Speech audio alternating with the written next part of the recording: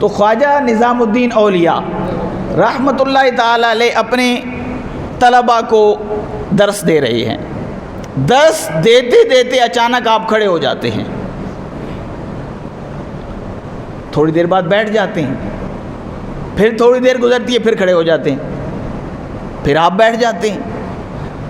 طلباء بڑے حیران ہوئے کہ شیخ کیوں بار بار جو ہے یہ کھڑے ہو رہے ہیں اور پھر بیٹھ رہے ہیں.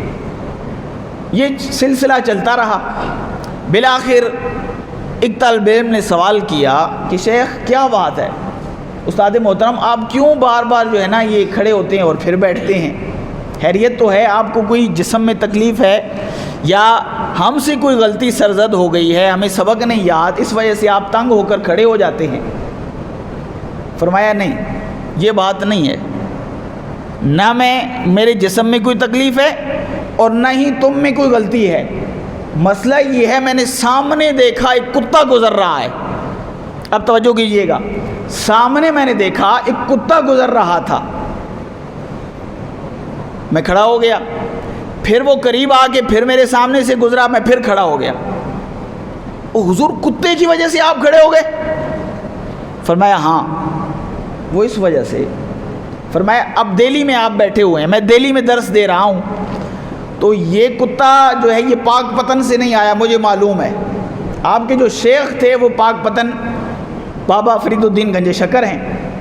وہ کہتے ہیں یہ مجھے معلوم ہے یہ کتا اتنا سفر طے کر کے پاک پتن سے یہاں نہیں آ سکتا، یہ کتا یہیں کہیں کا ہے، وہاں سے نہیں آیا.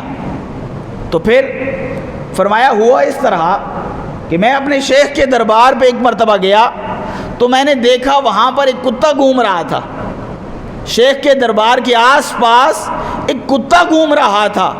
اس کتے کا رنگ اس کتے سے ملتا ہے، اس کتے کا رنگ اس کتے کے مشابہ ہے. اس رنگ کے مشابہ ہونے کی وجہ سے میں ادب میں اس کتے کے کھڑا ہو گیا ہوں.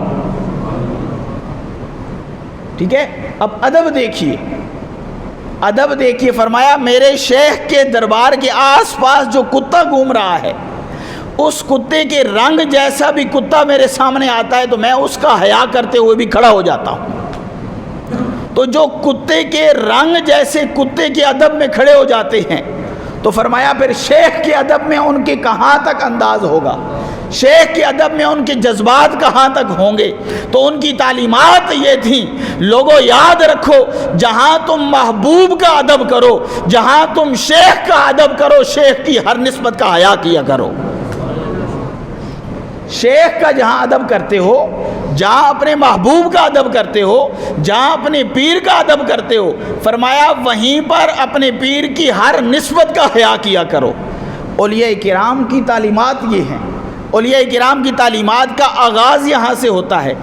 اگر تم کمال چاہتے ہو، اگر کوئی رتبہ چاہتے ہو، اگر کسی مقام تک پہنچنا چاہتے ہو، تو فرمایا اپنے شیخ کی ہر نسبت کا پاس رکھا کرو. یہ اولیاء کرام کی نسبتوں کا آغاز ہے، ان کی تعلیمات کا آغاز ہے کہ تم اپنے شیوخ کی ہر نسبت کا حیا کیا کرو. تو وہ بتانا یہ چاہتے ہیں، وہ تعلیمات یہ دینا چاہتے ہیں، ہم اپنے شیخ کے دربار کے آس پاس پھرنے والے جو کتے ہوتے ہیں ان سے کسی کتے کا رنگ مل جائے، ہم اس کتے کا بھی ادب کرتے ہیں. تو اے اہل بیت کی شان میں گستاخی کرنے والے لوگوں سوچ لو پھر تم لوگ کس جگہ پہ کھڑے ہوگے جب ہم کتوں کا بھی ادب کرتے ہیں. ہماری تعلیمات میں یہ بات شامل ہے، جو تمہارے نبی سے نسبت رکھتا ہو، جو تمہاری نبی کی نسل سے ہو، جو تمہارے نبی کی اصل سے ہو، جس کی نسبت تمہاری نبی سے ہو جائے، فرمایا ہر نسبت کا حیا کیا کرو. فرمایا یہ اولیاء کرام کا درس ہے، یہ ان کے درس کا آغاز ہے.